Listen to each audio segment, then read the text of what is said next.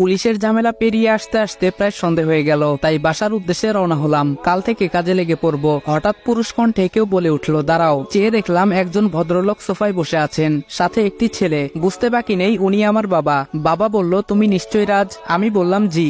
বাবা বলল, আমি আফজাল আল ইমরান, এই বাড়ির মালিক। তার মানে মিজান তোমার জন্য 2 মাস একটা ঘর চেয়েছে? আমি বললাম জি। বাবা বলল, তুমি আমায় আঙ্কেল বলতে পারো, ভয় পাবার কিছু নেই, আমি তোমার বাবার মতোই। কথাটা শুনে কলিজাটা কেমন যেন করে উঠলো। হবে নাই বা কেন, নিজের বাবা বলছে উনি নাকি আমার বাবার মতো। যাই হোক, এসব ভেবে লাভ নেই। আমাকে আমার লক্ষ্য থেকে সরে যাওয়া যাবে না, কিছুতেই আমি দুর্বল হব না। বাবা বলল, এই হলো আমার ছেলে আশরাফ আল ইরফান। আমি বললাম, আসসালামু আলাইকুম। ভাইয়া বলল, ওয়ালাইকুম আসসালাম। তখনই একটা ফোন আসায় ভাইয়া বেরিয়ে চলে গেল।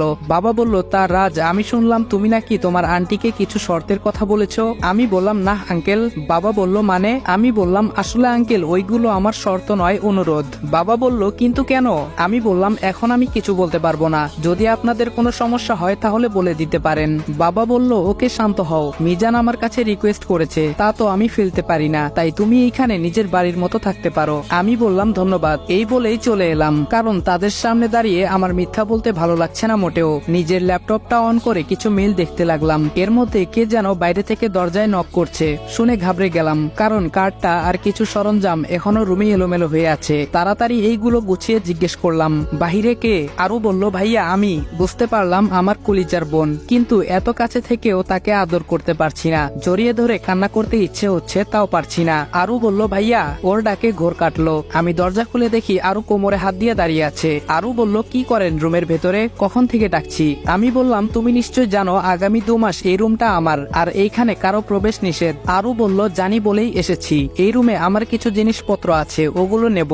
আমি বললাম, ওকে নিয়ে যাও। আরু ওর নিজের জিনিসপত্রগুলো নিয়ে চলে গেল। আমি কিছুক্ষণ বোনটাকে দেখলাম মন ভরে। তারপর রাতে খাবারের জন্য রেস্টুরেন্টে চলে গেলাম। যদিও mister and missus Al request করেছেন তাদের সাথে খাওয়ার জন্য, কিন্তু আমি খাইনি। একটা ইগো কাজ করছে। পরের দিন সকালে আমি কিছু কাগজপত্র গুছিয়ে নিয়ে রওনা দিলাম ইন্টারভিউ দিতে। একটা কোম্পানির পোস্টে টিকে যাই। আমার মতো ছেলেকে দেখলে কোন কোম্পানি চাকরি দেবে না? যেমন দেখতে তেমন সব কাগজপত্র, একদম খাপে খাপ। এ যেন পূর্ব পরিকল্পনা। হ্যাঁ তাই তো, তবে এটা শুধু আপনারা জানেন, অন্য কাউকে বলবেন না। কিন্তু আমি এই অফিসে কাজ করতে লাগলাম এবং খুব অল্প দিনেই বসের খুব প্রিয় হয়ে উঠলাম। কিন্তু এই অফিসের আসল বসটাকে তা আজও জানতে পারিনি, কারণ আমি যাকে বস বলছি উনি আসলে ম্যানেজার। বস নাকি অফিসে আসেন না, আড়ালে থেকে কাজ করান। কিন্তু আমার তো বসকেই দরকার, আমার টার্গেট তো উনি। দেখতে দেখতে 1 মাস পেরিয়ে গেল।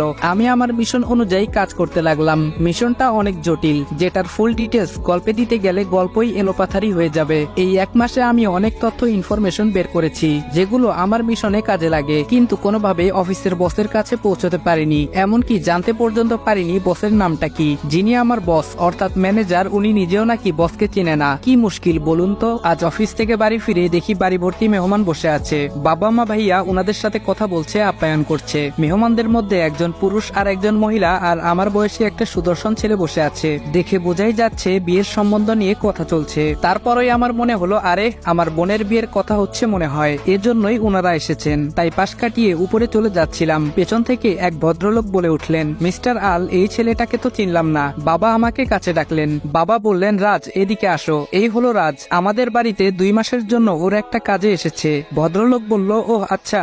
আমি ওনাদের সাথে কৌশল বিনিময় করে চলে আসছি। সিঁড়ি দিয়ে উঠতে যাব এমন সময় দেখতে পেলাম যেন আসমান থেকে কোনো পরী নেমে আসছে আমার রাজকন্যা বোনটার সাথে, আর অন্য পাশে ভাবি। কিছুক্ষণ তাকিয়ে থেকে রুমে চলে এলাম আর বসে বসে ভাবছি, মানুষ তো এসেছে আমার বোনের হবু শ্বশুর বাড়ি থেকে, তাহলে ওর এইভাবে সাজার কি আছে?